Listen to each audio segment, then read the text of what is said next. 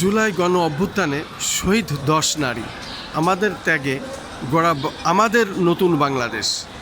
আমরা সেই 10 নারীর এখন দেখে যাচ্ছি। আমি খন্দকার মাসুদুজ্জামান।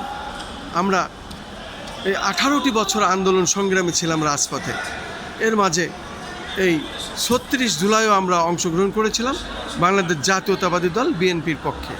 মূলত এই জুলাই যুদ্ধ আমাদের সরাসরি সামনে দেখা। আমিও আহত হয়েছিলাম, অনেকেই আহত হয়েছে, আমার পাশে অনেকেই শহীদ হয়েছেন, পঙ্গু হয়েছেন।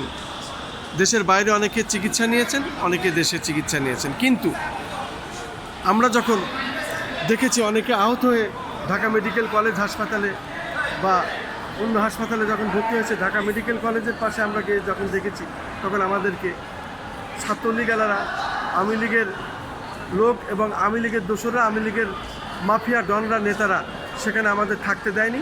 সেখান থেকে আমাদেরকে সরিয়ে দেওয়া হয়েছে এবং আহতরা পালিয়ে পালিয়ে অন্য জায়গায় যায় চিকিৎসা হয়েছে। সত্যি আসলে কি বেদনা বিধুর ছিল সেই সময়টা, এটা আমরা যারা আন্দোলন সংগ্রাম করেছি, রাজপথে ছিলাম, শুধুমাত্র তারাই জানি। আমি সেই খন্দকার মাসুদুজ্জামান।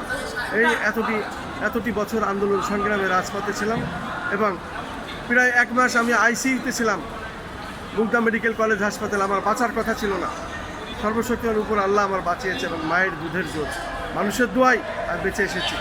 আমি চাই বাংলাদেশে অনেক এখনও আহত আছে, তাদের সঠিক তালিকা করা হোক, আমাদেরকেও তালিকাতে নেওয়া হোক এবং আমাদেরকেও জুলাই যুদ্ধের সাথে আমরা যারা ছিলাম পেশাগত দায়িত্ব পালন করতে গিয়ে আমরা যারা বেঁচে এসে আমাদেরকেও তালিকা করা হোক। অতএব আমরা এর থেকে বেশি আর বলতে পারি না। মাননীয় প্রধানমন্ত্রী, আপনি সবই জানেন। অতএব আমাদেরকে তালিকায় রাখা হোক, আমাদেরকে সম্মান দেওয়া হোক। আমার পিতা মাতা, আমি সহ আমার আরও 2 ভাই, এরা বীর মুক্তিযোদ্ধা, তারা মৃত্যুবরণ করেছেন, তাদেরকে হত্যা করা হয়েছে, তাদেরও বিচার পায়নি। জয়নাল হাজারী এলাকায় কাজে যাওয়া হয়েছিল, সেই কাজের টাকা জয়নাল হাজারী সে মাফিয়া ডন সব টাকা পয়সা লুপে নেয়, সেই টাকা পয়সা পায়নি। বিচারের আওতায় আনুন, কয়েকশো কোটি টাকা আমরা পাবো, আমাদের এই টাকা পয়সা ফেরত দেওয়ার ব্যবস্থা করুন। আমি এই আন্তর্জাতিক চীন মৈত্রী সম্মেলন কেন্দ্র থেকে আমি বলছি, এই ভিতর থেকে, যেহেতু আপনি আজকে প্রধান অতিথির বক্তব্য এখানে দিয়েছেন এবং আপনার কথায় দেশবাসী সন্তুষ্ট এবং সমস্ত শহীদ পরিবার সন্তুষ্ট, সকলেই আপনার দীর্ঘায়ু কামনা করি। আরও দীর্ঘদিন এদেশে থাকবেন, এ দেশকে যেভাবে বিশ্বের দরবারে সম্মানে এগিয়ে নিয়ে যাচ্ছেন আপনার মার আদর্শে, আপনার বাবার আদর্শে এবং গণতান্ত্রিক আদর্শে, সেই আদর্শের ভিত্তিতে আপনি এগোচ্ছেন। এটা আমরা আপনার প্রতি আমরা স্যালুট জানাই, ধন্যবাদ জানাই। আমরা চাই আপনি দেশকে আরও সুসম্মত করে এবং দেশকে স্বনির্ভরে এগিয়ে নিয়ে যাবেন।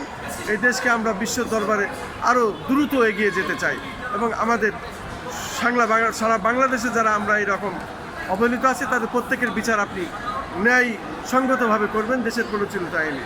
এবং ফাঁসির শেখ হাসিনা যেভাবে এদেশের মানুষকে পাখির মতো গুলি করে তার প্রশাসন দিয়ে হত্যা করেছে এবং আওয়ামী লীগ ছাত্রলীগ দিয়ে গুলি করে হত্যা করেছে, পিটিয়ে হত্যা করেছে, তাদেরকেও বিচারের আওতায় আনতে হবে। দেশের প্রচলিত আইনে আমরা তাদের ফাঁসি চাই, বিচার চাই, ন্যায় বিচার চাই। আমি খন্দকার মাসুদুজ্জামান। আমার 12টি ইউটিউব চ্যানেল, 2টা অনলাইন পোর্টাল এবং আমার কিছু সংগঠন আছে। সেই সংগঠনের পক্ষ থেকে আমি 17-18টি বছর এইভাবে আন্দোলন সংগ্রাম করেছিলাম। আপনি লন্ডন থেকে যে নির্দেশ দিয়েছেন সেগুলো ফলো করেছি, পালন করেছি এবং স্বৈরাচার এরশাদ বিরোধী আন্দোলনে সরাসরি রাজধানী ঢাকায় থেকে ভূমিকা নিয়েছি। আমার কেন্দ্রীয় নেতা ছিলেন মেজর জেনারেল মজিউল হক সাহেব, আমার ভাই বীর মুক্তিযোদ্ধা খন্দকার রবিউজ্জামান সিপার এবং আমার বাবা ছিলেন একজন ব্রিটিশ আমলে পুলিশে চাকরি করতেন। উনি ব্রিটিশ বিরোধী আন্দোলনে সক্রিয় ভূমিকা রেখেছিলেন এবং ব্রিটিশ বিরোধী আন্দোলনে পুলিশের চাকরি ছেড়ে দিয়ে পানি উন্নয়ন বোর্ডে খুলনা অঞ্চলে চাকরি করতেন। সেই সুবাদে ওই এলাকায় উনি এম এ জলিলের নেতৃত্বে আমার মা, বাবা, আমি সহ আমার 2 ভাই, তারা খসরুজ্জামান বাবু আমার বড় ভাই এবং আমার যে ভাইটি হত্যা করা হয়েছে বিএনপির সাংগঠনিক সম্পাদক ছিলেন ঝিনাইদহ জেলা এবং আমি ছিলাম প্রচার সম্পাদক। এইভাবে আমাদেরকে নির্যাতনের মুখে এবং হাসিনার দোসর ওই সময় এম এ আজিজ তখন সেনাপ্রধান ছিল, আমার ওই ভাইকে ধরে নির্যাতন করে এবং বিএনপি রাজনীতি যারা করতাম তাদেরকে এইভাবে নির্যাতনের শিকার আমাদের হতে হয়েছে, বাড়িঘর ছাড়া হয়েছে। আমরা এই 17 বছরই শুধু নয়, ছোটোর থেকে আমরা রাজধানী ঢাকায় সমস্ত আন্দোলন সংগ্রামে থেকে করেছি, এখনও ঢাকায় আছি। যদিও আমার বাড়ি ঝিনাইদহ শৈলকুপা, তারপরেও আমরা রাজধানী ঢাকায় এবং ঢাকায় থেকে সব আন্দোলন সংগ্রামের সাথে আমরা মুখ্য ভূমিকা পালন করেছি, মৃত্যুর হাত থেকে বেঁচে এসেছি। আপনার সাথে আমরা দেখা করতে চাই, আমরা ন্যায় বিচার চাই। আসসালামু আলাইকুম।